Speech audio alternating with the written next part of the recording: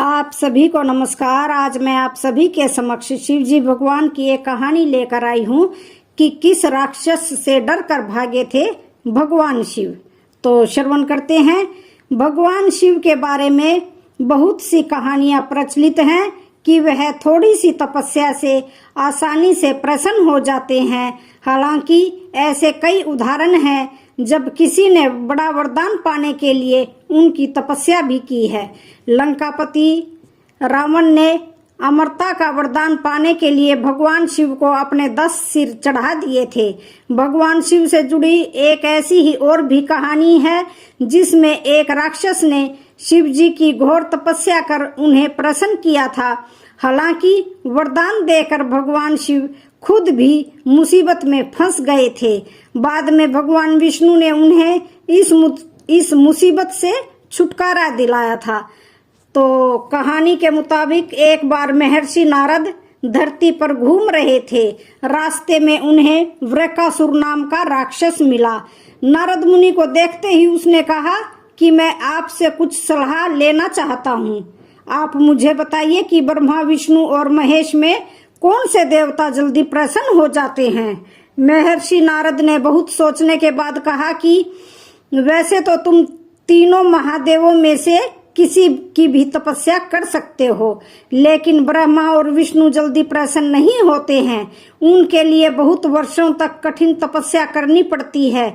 ये भी हो सकता है कि तुम्हारी आयु पूरी हो जाए लेकिन तपस्या पूरी ना हो। भगवान शंकर थोड़ी आराधना से ही प्रसन्न हो जाते हैं। वे अपने भक्त की इच्छा पूरी करने के लिए सोच विचार नहीं करते हैं। वृकासुर ने भगवान शंकर की आराधना करने का फैसला कर लिया और हिमालय के केदार क्षेत्र में जाकर आराधना करने लगा। यज्ञ, जप, तप, ध्यान सब प्रकार से वह पूजा पाठ करने लगा। कुछ दिनों के बाद उसने सोचा कि मैं शरीर और प्राण को ही भगवान शिव को अर्पित कर दूंगा। ऐसा सोचकर वह अपने शरीर का मांस काट काट कर यज्ञ कुंड में डालने लगा। लेकिन भगवान शिव प्रसन्न नहीं हुए। परेशान होकर एक दिन उसने अपना शीश काटकर भगवान शिव को अर्पित करने का फैसला किया। स्नान ध्यान कर जैसे ही उसने खड्ग उठाकर अपना शीश काटना चाहा कि भगवान शंकर प्रकट होकर बोले, बस करो, तुम्हारी तपस्या पूरी हुई, मैं तुम पर प्रसन्न हूँ, वर मांगो।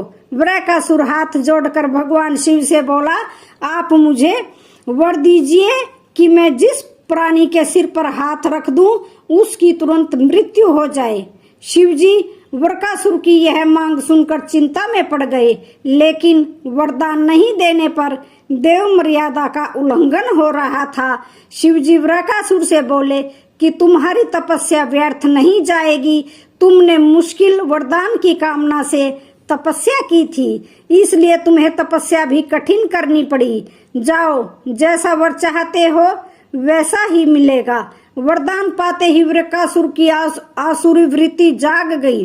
उसने कहा कि प्रभु, आपका यह वरदान सत्य है या नहीं है, इसकी परीक्षा लेना चाहता हूँ।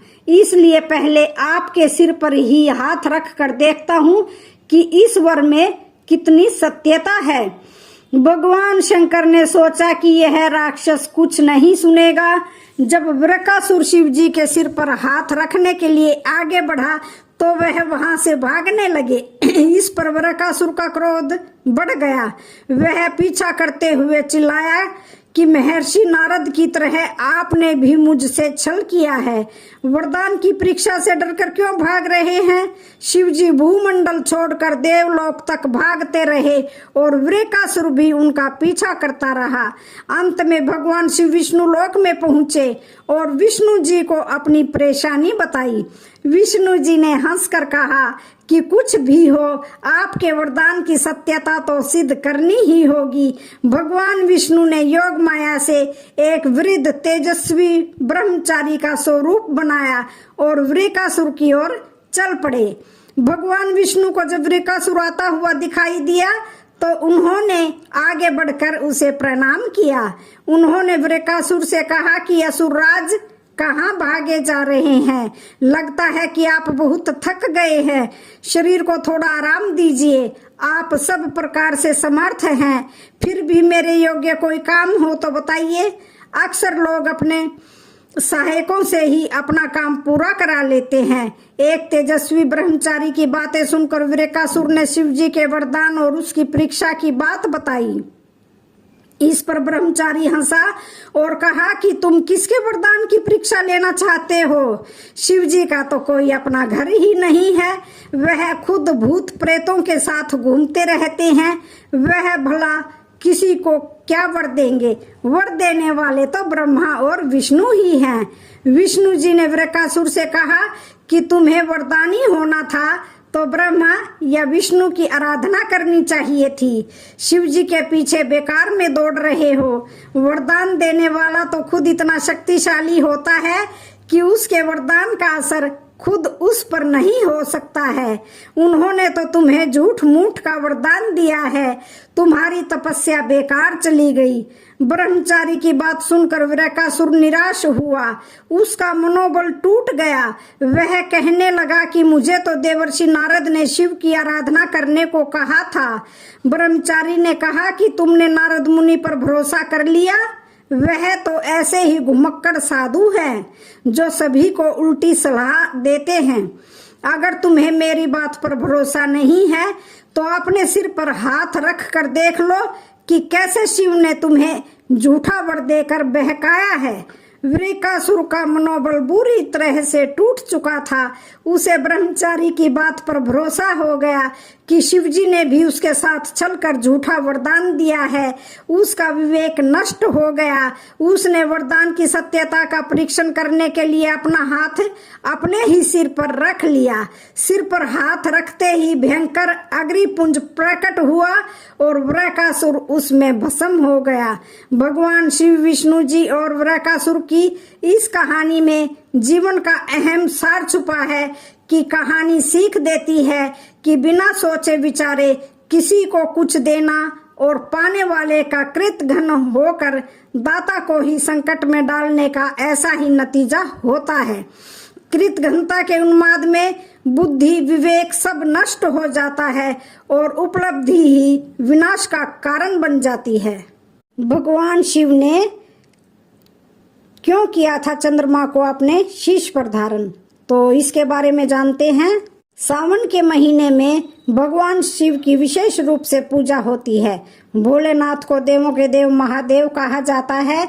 इनकी कृपा से व्यक्ति को जीवन में कोई कष्ट नहीं होता है। पूजा के वक्त भगवान शिव के रूप के वर्णन में चंद्रमा का जिक्र जरूर आता है। महादेव के शीश पर गंगा और मस्तक पर आर्द्र चंद्र हमेशा विराजमान रहते हैं। भगवान शिव के मस्तक पर चंद्रमा क्यों विराजमान है, इसे लेकर पुराणों में बहुत सी कथाएं मिलती हैं। शिव पुराण के अनुसार समुद्र मंथन के दौरान भगवान शिव ने हलाहल विष का पान किया था। इस विष को अपने कंठ में धारण करने के कारण भगवान शिव नीलकंठ कहलाए थे। पुराणों में लिखा हुआ है कि विष पान के बाद महादेव का शरीर तपने लगा था और उनका मस्तिष्क जरूरत से ज्यादा गर्म हो गया था। महादेव का ये दृश्य देखकर सभी देवी देवता घोर चिंतित होने लगे। तब सभी देवताओं ने उनसे प्रार्थना की कि वह अपने शीश पर चंद्र को धारण करें ताकि उनके शरीर में शीतलता बनी रहे। श्वेत चंद्रमा को बहुत शीतल माना जाता है, जो पूरी सृष्टि को शीतलता प्रदान करते हैं। देवताओं के आग्रह पर शिव जी ने चंद्रमा को अपने मस्तक पर धारण कर लिया। एक दूसरी कथा है इसके बारे में कि चंद्रमा की पत्नी 27 नक्षत्र कन्याएं हैं। इनमें रोहिणी उनके सबसे समीप थी। इससे दुखी चंद्रमा की बाकी पत्नियों ने अपने पिता प्रजापति दक्ष से इसकी शिकायत कर दी। तब दक्ष ने चंद्रमा को क्षय रोग से ग्रस्त होने का श्राप दे दिया। इसकी वजह से चंद्रमा की कलाएं क्षीण होती गईं। चंद्रमा की परेशानी देखकर नारद जी ने उन्हें भगवान शिव की आराधना करने को कहा। चंद्रमा ने अपनी भक्ति और घोर तपस्या से शिव जी को जल्दी ही प्रसन्न कर लिया। शिव की कृपा से चंद्रमा पूर्णमासी पर अपने पूर्ण रूप में प्रकट हुए और उन्हें अपने सभी कष्टों से मुक्ति मिली। तब चंद्रमा के अनुरोध करने पर शिव जी ने उन्हें अपने शीश पर धारण कर लिया। तो आज की कहानी का यहीं पर समापन होता है। वीडियो अच्छी लगे तो चैनल को लाइक शेयर सब्सक्राइब जरूर करें। धन्यवाद।